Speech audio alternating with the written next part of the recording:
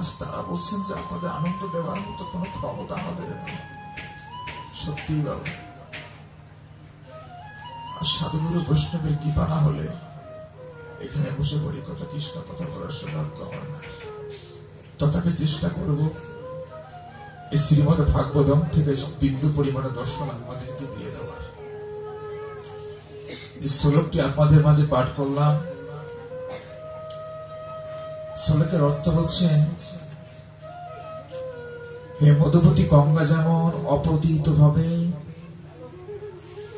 সমুদ্র মুখে নিরন্তর প্রবাহিত হয়, তেমনি আমার একানিষ্ঠ প্রতিজন নিরন্তর তোমাতে আকৃষ্ট থাকে। কি মধুর কথা! ভক্ত ভগবানকে বলছেন, প্রভু প্রতিটা নদী যেমন শাখা প্রশাখা বিস্তার করে শেষের দিনে তোমার সমুদ্রে এসে মিলিত হয়,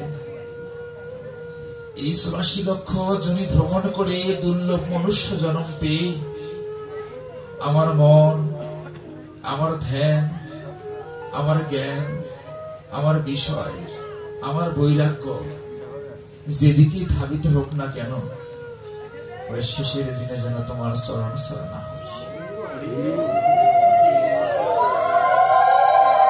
এটাই তো সমস্ত ভক্তের অনুকম্পা, সমস্ত ভক্তের আর্তনাদ ভগবানের কাছে। প্রভু, এই পৃথিবীতে জীবের সবচেয়ে আপন হচ্ছে মৃত্যু। জীব যেহেতু জন্ম নিয়েছে, মৃত্যুকে একদিন আলিঙ্গন করতে হবে। কবে চলে যায় জানি না, কবে তোমার ডাক চলে আসে তাও জানি না। তবে তোমার কাছে আমার একটা বিনম্র আবেদনকে জানো প্রভু, শেষের দিনে যেন মৃত্যুটা ওই সাধুগুরু বৈষ্ণব সঙ্গে হয়। আমি যেন যাওয়ার বেলায় জড় কণ্ঠ দিয়ে কৃষ্ণ কথা হরি কথা শ্রবণ করতে পারি। আমি যেন বিদায় বেলায় জড় বদন দিয়ে কৃষ্ণ কথা হরি কথা বলতে পারি। আমি যেন বিদায় বেলায় এই বক্ষ দিয়ে সাধুগুরু বৈষ্ণবের সাথে একটিবার আলিঙ্গন করতে পারি। আমি যেন বিদায়ের পুরো মুহূর্তে সাধুগুরু বৈষ্ণবের চরণ ধুলি বক্ষে রাখতে পারি। আবার সবার না ভাগ্যটা হয় না। দেখবে আমাদের সমাজে একটা প্রথা আছে, মানুষ যখন মারা যায় তার বিদায় লগ্নে তার বুকের মধ্যে গীতা দিয়ে দেওয়া হয়। তার সামনে বসে তার নাতি পুত্র স্বজন সকালেই বসে হরিনাম কীর্তন করেন। কেন করেন জানেন? বলে এটা হচ্ছে পরপরের শেষের সম্পর্ক শেষের করি। এই করিবিনে না জীবের কোন গতি নেই, উদ্ধার সারা জীবনে কি নিয়েছে জানি না, ওই পারে খাটাতে একটা মাত্র করি বিনিময় হয়, সেই করিটা তার বিদায় লগ্নে দিয়ে দাও। সকালে বসে কীর্তন করে, হরিনাম সংকীর্তন সহযোগে তাকে বিদায় দেয়। বাবা, আমরা দেখি কীর্তন হচ্ছে, কিন্তু না সকলের ভাগ্যে না সে হরিনাম সংকীর্তন শ্রবণের সৌভাগ্য হয় না। তার আগেই না ভগবান কানের পর্দাটা বন্ধ করে দেন, মুখের জপটা বন্ধ করে দেন, বুকের স্পন্দনটা কমিয়ে দেন। আমরা কীর্তন করি, সকল ভাগ্যের বিদায় লগ্নে এই মধুর হরিনাম সংকীর্তন শ্রবণের সৌভাগ্য হয় না। আমরা গীতা দিয়ে দিই, ব্যাসদিক দৃষ্টিতে দিই বাবা, কিন্তু শাস্ত্র বললেন বলে যেই ব্যক্তি জীবদ্দশায় গীতা পাঠ করে নাই, গীতা দর্শন করে নাই, গীতা শ্রবণ করে নাই, পরে মৃত্যু পথকালে তার বুকের মধ্যে গীতা দিলেই কেন না দিলেই, যিনি সাধু সঙ্গ করে নাই, তিনি বৈষ্ণব সঙ্গ করে নাই, ভগবান তার বিদায় লগ্নে তার কর্ণের মধ্যে হরিনাম সংকীর্তন পৌঁছানোর সৌভাগ্য দেয় না। বলে কবে মৃত্যু হয় জানি না। শাস্ত্র বললেন এই পৃথিবীতে জীবের সবচাইতে বড় দুর্ভাগ্য হচ্ছে কি জানো? যে ভগবানকে ভুলে থাকা। যে ভগবানকে ভুলে থাকার মতো দুর্ভাগ্য জীবের জীবনে আর কিছু নাই। জীবের আরেকটা দুর্ভাগ্য আছে বাবা।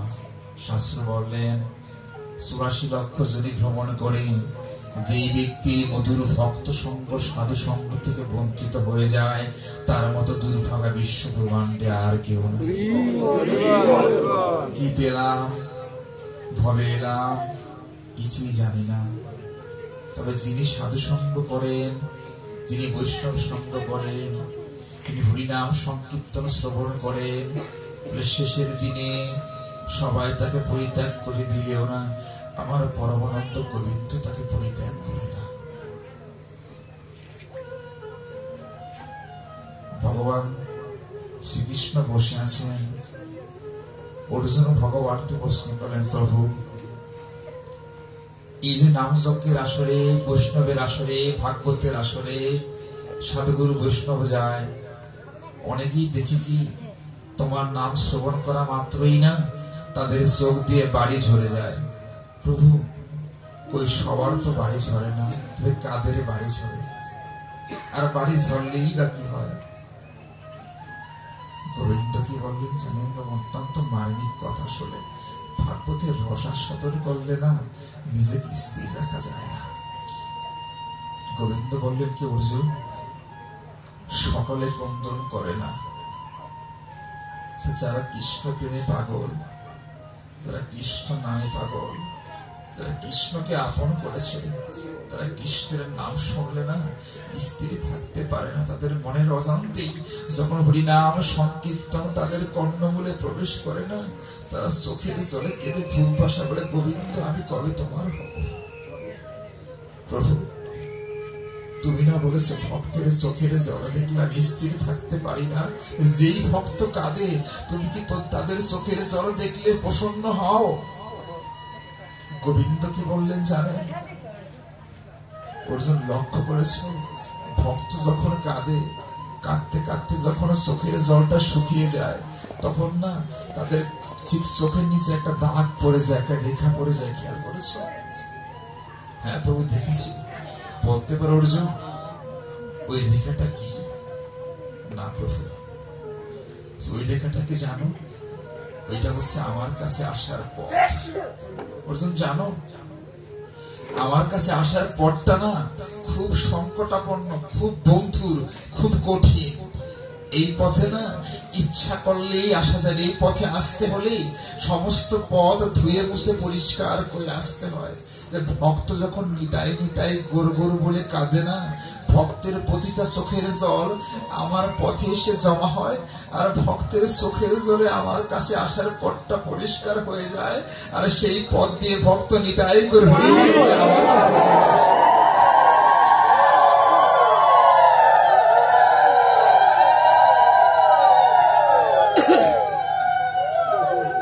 একটু বাড়িয়ে দাও।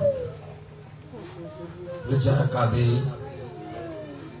ওদেরকে কাঁদতে দাও। ওদের চোখের জলের প্রতিটি ফোঁটা আমার কাছে আসার পথে পড়বে, আর আমার কাছে আসার পথটা একদম পরিষ্কার হয়ে যাবে। ভক্ত সহজে আমার কাছে আসতে পারবে। কতটুকু কাঁদলাম মা তার জন্য, সবার জন্যই তো কাঁদলাম। পিতার জন্য কাঁদলাম, পুত্রের জন্য কাঁদলাম, স্ত্রীর জন্য কাঁদলাম, বিষয় বাসনার জন্য কাঁদলাম।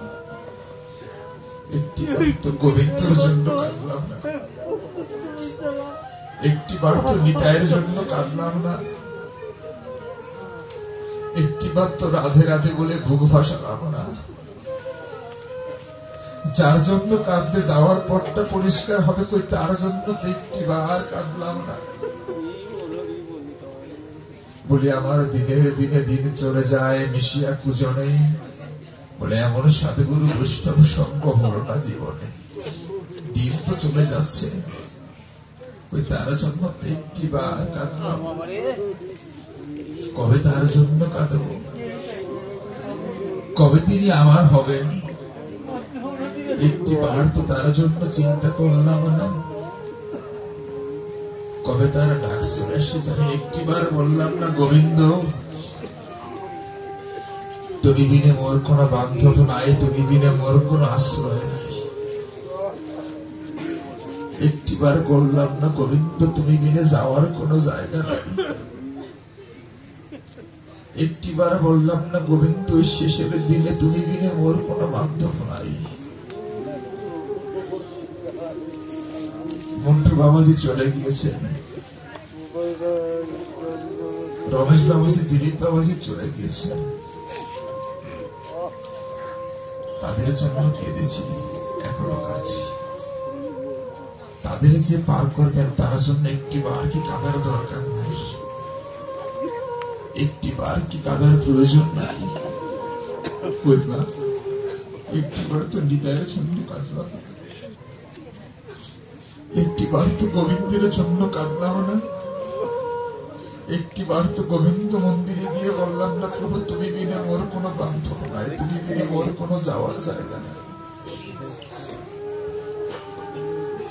কবে আর কবে কাঁদব? ভগবান বললেন, আমি রাজভোগে সন্তুষ্ট হই না, আমি ভক্তের পত্র পুষ্পক ফলক জনকে সন্তুষ্ট হই না। জানো অর্জুন, যদি একটি বার ভক্ত আমার মন্দিরে এসে একবার নিতাই নিতাই কৃষ্ণ কৃষ্ণ বলে দুফোঁটা চোখের জল ছেড়ে দেয়, ওই চোখের জলের বিনিময়ে আমি ভক্ত নিজেকে ভক্তকে দিয়ে দিয়ে আমি আর স্থির থাকতে পারি না। নিতাই গো হরি বল। একটি বার তার জন্য কাঁদো, একটি বার ভজন ভরে ডাকো। ডাকার মতো ডাকলে না, শেষের দিনে সে তোমাকে নিজ হাতে পার করে দেবে। পৃথিবীর শেষের দিনে সবাই তোমাকে ছেড়ে দেবে, কিন্তু আমার নিতাই চাঁদ, আবার পরমানন্দ গোবিন্দ না, সবাই তোমার হাত ছেড়ে দিলে সে তোমার হাত ছাড়বে না।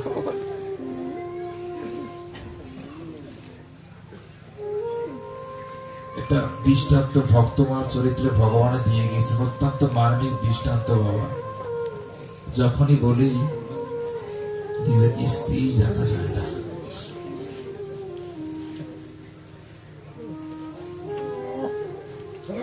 একদিন এক ভক্ত শুয়ে আছেন, সারা জীবন তো বাবা বিষয় বাসনায় মত্ত হয়ে আমার করতে করতে আমৃত্য ভাবের মধ্যে ডুবে গিয়ে অনেক কিছু উপার্জন করেছেন, কিন্তু কখনো যে বেলা গড়িয়ে সন্ধ্যা হয়ে গেল একটি বার উপলব্ধি করেননি। হঠাৎ তার মৃত্যুর ডাক চলে আসলো। ঘুমিয়ে আছেন, দেখলেন কি সাক্ষাৎ যমরাজ তার কাছে উপস্থিত।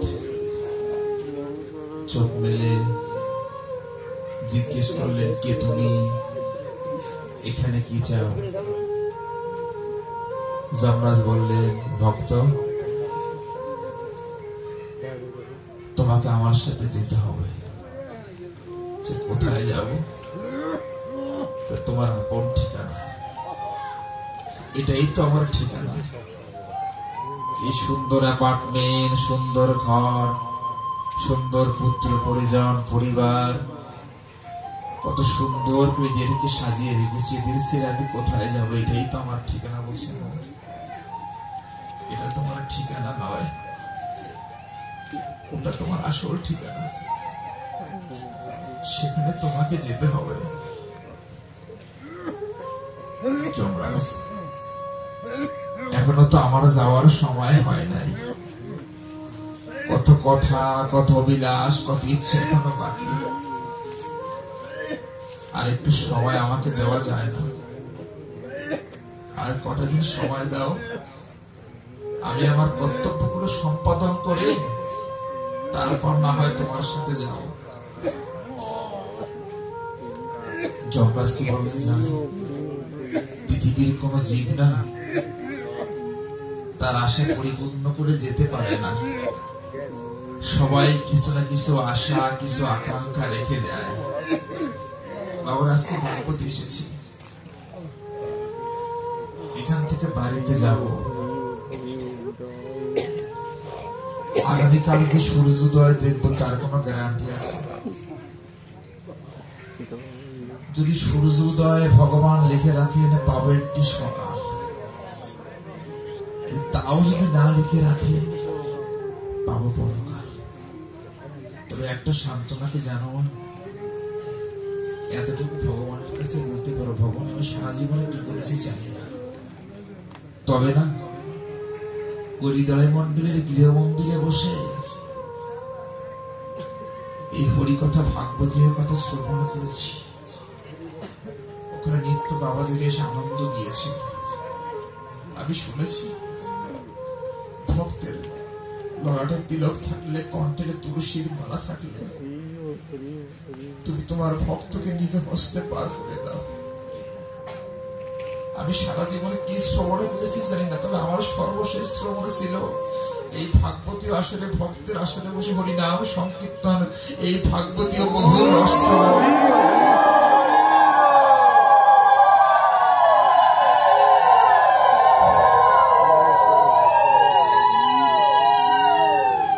আমার সর্বশেষ সঙ্গ ছিল এই মধুর ভক্ত সঙ্গ।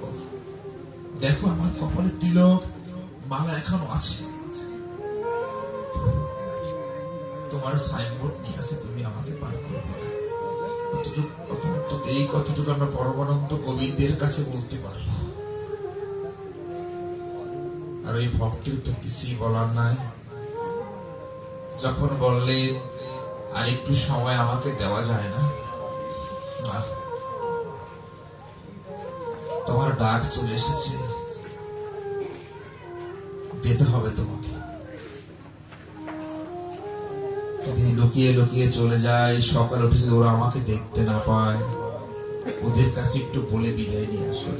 ওদেরকে না বলে না আমি কোথাও যাই না, শেষ বিদায়টা একটু বলে আসি। না, তাও পারবে না, চলো আমার সাথে। পেছনের দিকে তাকালেন, শেষবারের মতো সব দেখি যমরাজের সাথে রওনা হলেন। যমরাজ নিয়ে ওই ভব নদীর পাড়ে দাঁড় করিয়ে চলে গেলেন। তো যমরাজ কোথায় যাচ্ছ আমাকে একা করে?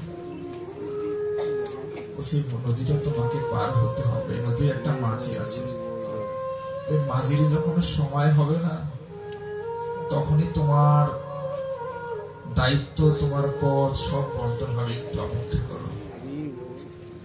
বিশাল নদী, এত যাত্রী দাঁড়িয়ে আছে নদীর পারে বাবা, মাঝি মাত্র একজন মাত্র পারাপার করে। এদিকটা তো আমাদের একদিন দেখতে হবে। চারদিকে তাকা, দেখে তার আপন সত্তা কেউ আছে কিনা, দেখে আপন আর কেউ নাই। এত মানুষ দাঁড়িয়ে আছেন, কেউ কাউকে চিনেন না।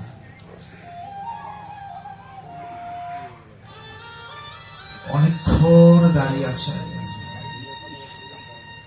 দাঁড়িয়ে থাকতে থাকতে বেলা গড়িয়ে সন্ধ্যা হয়ে গেল। ওই মাঝে আমার পরমানন্দ গোবিন্দ, তার চোখের সামনে না অনেক যাত্রী রথী মহারথীকে পার করে দিলেন, কিন্তু না এই ভক্তের প্রতি তার বিন্দু পরিমাণে কৃপা হয় না, অনুকম্পা হয় না, তার কাছে আসেন না। একদিন, 2 দিন, 3 দিন, 4 দিন যখন অতিবাহিত হয়ে গেল, ভগবানের কাছে আস্তে আস্তে এগিয়ে গেলেন। গিয়ে বলছেন, ও মাঝি ভাই, মাঝি ভাই, এত ভক্তকে পার করে দিলে, কই আমাকে একটি বার পার করলে না? আমার প্রতি কি তোমার বিন্দু পরিমাণে মায়া নেই, দয়া নেই? আমি কি এতই অন্যায় করেছি, পাপ করেছি? অধমের প্রতি তোমার চোখ একবার কৃপা করে না? পরমানন্দ গোবিন্দকে যখন বারবার প্রশ্ন করলেন, দূর থেকে সামনে এসে না, গোবিন্দ বললেন কি, এখানে না পার হতে গেলে কড়ি লাগে, কড়ি দাও, তোমাকে পার করে দিচ্ছি। গোবিন্দ, কি কড়ি দিয়ে পার হব? সেই কড়ি তো আমার কাছে নয়, সেখানে একটা মাত্র কড়ি বিনিময় হয়, সেটা হচ্ছে নামের কড়ি। হরে নামইব নামইব কেবলম কারো নস্তব্য নস্তব্য গতির অন্যতা বলে হরির নাম বিনে জীবের কোন গতি নাই, গতি নাই, গতি নাই। এই হরিনাম সংকীর্তন হচ্ছে ওই পালঘাটায় জীবের একমাত্র করি। তুমি করি দাও, তোমাকে আমি পার করে দিচ্ছি। অনেক খুঁজলেন, দেখেন তার সমস্ত ব্যাগটাই ফাঁকা। তাকে বলছেন, গোবিন্দ, ও গোবিন্দ, আমি কিছুই নিয়ে আসতে পারি না। এত কিছু করলাম, এত উপার্জন করলাম, কিছুই কি আমি নিয়ে আসতে পারি নাই? গোবিন্দ বললেন, তুমি অনেক উপার্জন করেছো, তার সবটা গিয়েছিল তামসিকতা। এই সাত্বিকতার ঘাটে না, রাজসিকতা তামসিকতা বিনিময় হয় না। এখানে একটা মাত্র করি বিনিময় হয়, সেটা নামের করি। তোমাকে সুন্দর বদন দিলাম, সুন্দর হস্ত দিলাম, সুন্দর কর্ম দিলাম, সুন্দর দেহ দিলাম, জিহ্বা দিলাম, পদযুগল দিলাম, কিন্তু না, তুমি তোমার সমস্ত অঙ্গ প্রত্যঙ্গটাকেই না জড় করে রাখলে একটি বার গোবিন্দের সেবায়, সাধুগুরু বৈষ্ণবের সেবায়।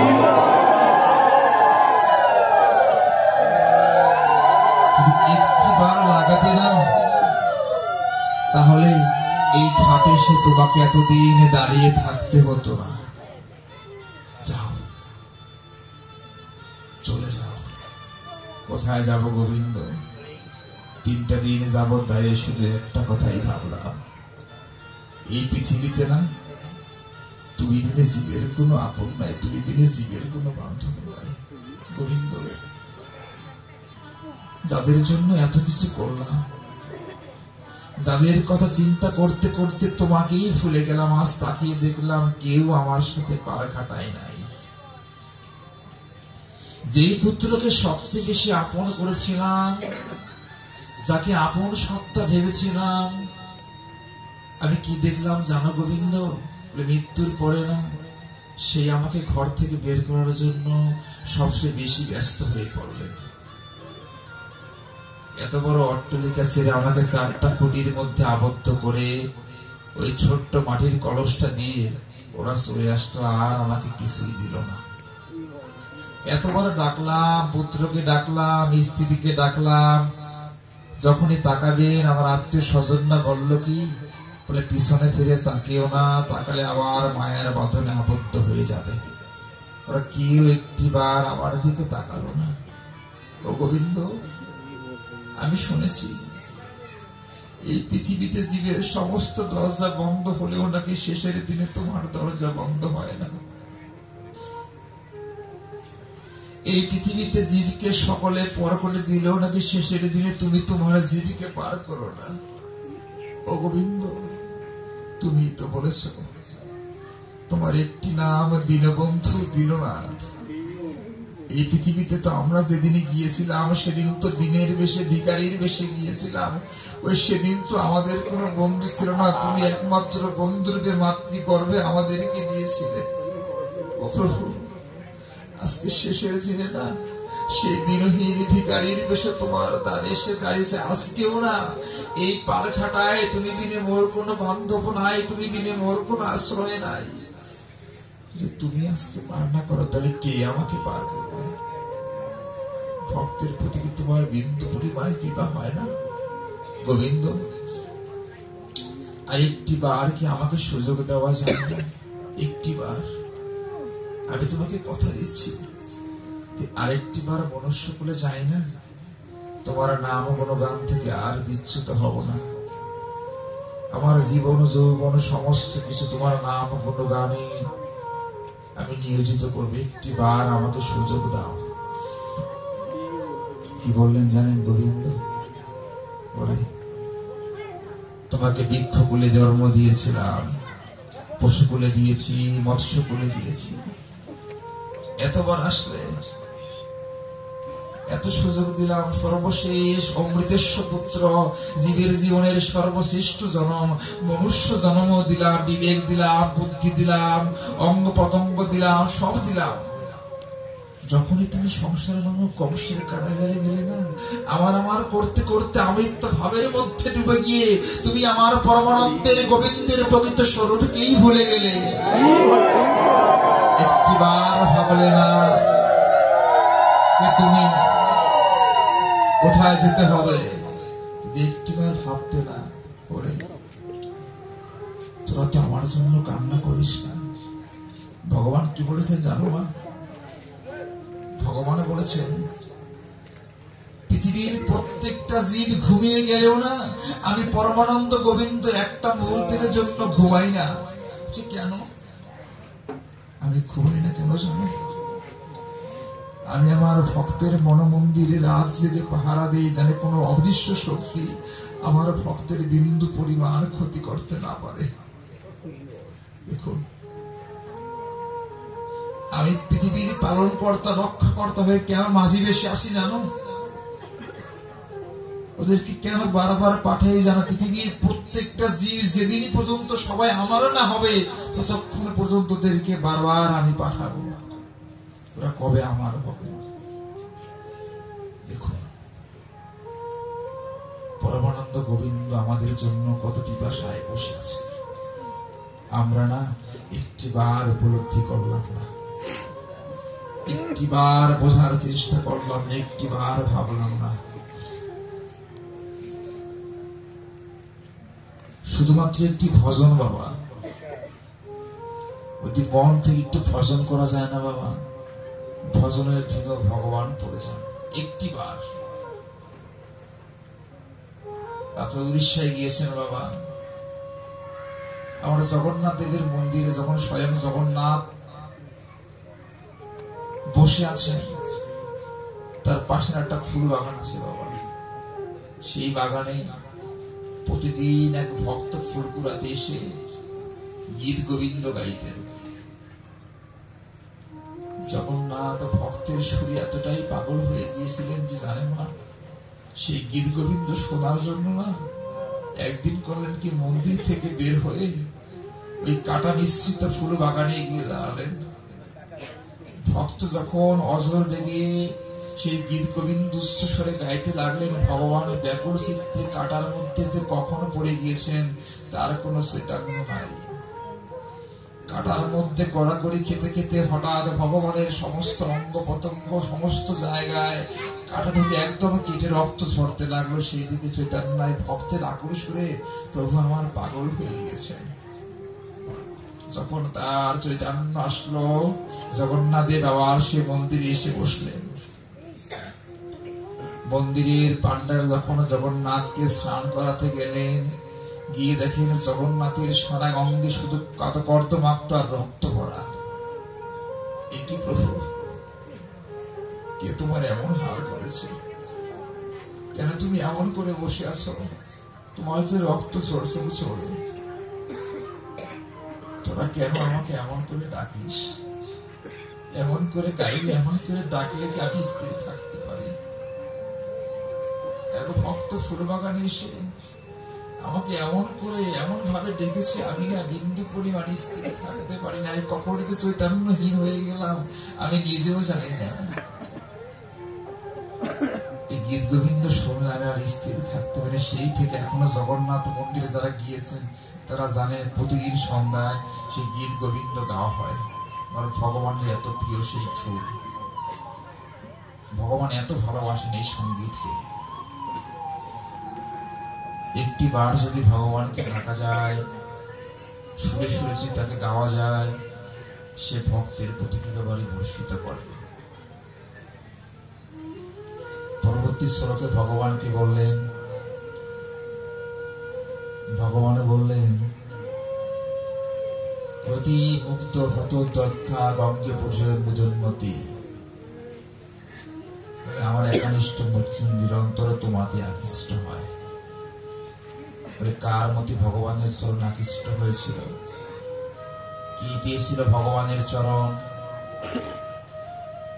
ভগবান বললেন, আধারকে জানতে হলে আধারকে জানা প্রয়োজন, ভগবানকে জানতে হলে আগে তার ভক্তকে জানা প্রয়োজন, আর ভক্তকে জানতে হলে ভক্তের মুখ নিঃসৃত ভক্তের লিপিবদ্ধ বাণীকে অবলম্বন করা প্রয়োজন।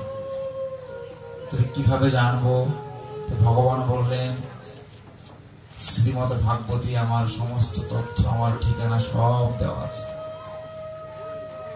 এতগুলি স্কন্ধ বাবা, একটিবার ভক্তি ভরে শ্রবণ করো না, তাহলেই ভগবানকে জানতে পারবে। এতবার ভাগবত শ্রবণ করি, এত ভাগবত শুনে আজকে আসার পরে বাবাজি বলেছেন, বাবা ভাগবতের সৃষ্টি তত্ত্বটি একটু বলবেন। আমি বলেছি আগে আপনাদের সংক্ষেপে বলেছি, তার বাসনা হয়েছে যেটা আজকে আবার অবলোকন করলাম, কারণ ভক্তের মন রক্ষা করতে হয়। কিভাবে আসলো এই ভাগবত বাবা, কোথায় পেলাম? প্রেম, ভক্তি, শ্রদ্ধা এইগুলো কখন উজ্জীবিত হয় ভাগবত শ্রবণ করলে। আমি একটা দিন ভালো, আজকে দিন আসার পরে আমাকে এক পাঠক ফোন দিয়েছেন।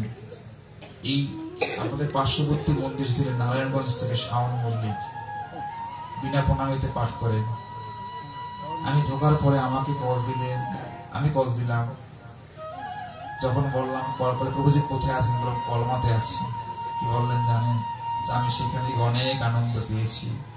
ওখানের ভক্তরা না ভাগবত নিতে জানে, ভাগবত শ্রবণ করতে জানে, ভাগবতের পরিবেশটাকে সুন্দর করে রাখতে জানে। বাবা যেটা কীর্তন করেছেন তারও প্রশংসা করবেন। জয় রাধে। আমাকে বললেন, বাবাজি আপনি গিয়েছেন, আমি খুব খুশি হয়েছি। নারায়ণগঞ্জ এসে পদধূলি দিয়েছেন, তো কাছ থেকে চলে যাবেন। আমাকে বললো এই যে আপনাদের সুনাম করেছে বাবা, প্রশংসা করেছে, এটাই তো ভক্তের জীবনের বড় প্রাপ্তি। এত জায়গায় উনি পরিক্রমা করেন, সেটা বাংলাদেশ চষে বেড়ান। বছরে 8 থেকে 10 বার তার সাথে আমার দেখা হয়। তার যে আশ্রম নিত্যানন্দ সেবাশ্রম, নিত্যানন্দ খেপা, সে আশ্রমে তিনি প্রতি বছর আমাকে প্রবচনের জন্য নিমন্ত্রণ করেন। আমি প্রবচন করি। তার বাবাজি 90 প্রায় 100 বয়স, চমৎকার মৃদঙ্গ বাজান, অনেক সিনিয়র। তিনি বসে মৃদঙ্গ এখনো বাজান, অদমের পাঠ শুনতে আসেন। সেই পাঠকের মুখানিসৃত মুখে আজকে তা আপনাদের এলাকার প্রশংসা শুনলাম, আমার খুব আনন্দ লেগেছে। এটাই তো প্রাপ্তি। জয় নিতাই। কিভাবে আসলো এই ভাগবত? ভাগবত শুনলেই হবে। যদি ভাগবতের আচরণ আমাদের মধ্যে না থাকে বাবা, কীর্তন শুনলেই হবে। যদি কীর্তনের কাছ থেকে কীর্তনের স্বাদটা আমাদের হৃদয় মন্দিরে প্রতিফলিত না হয়, কিভাবে আসলো এই ভাগবত? একবার বলুন, প্রেমসে বলুন জয় রাধে। আরেকটু জোরে জয় রাধে, জয় রাধে। এটা এদের হরি।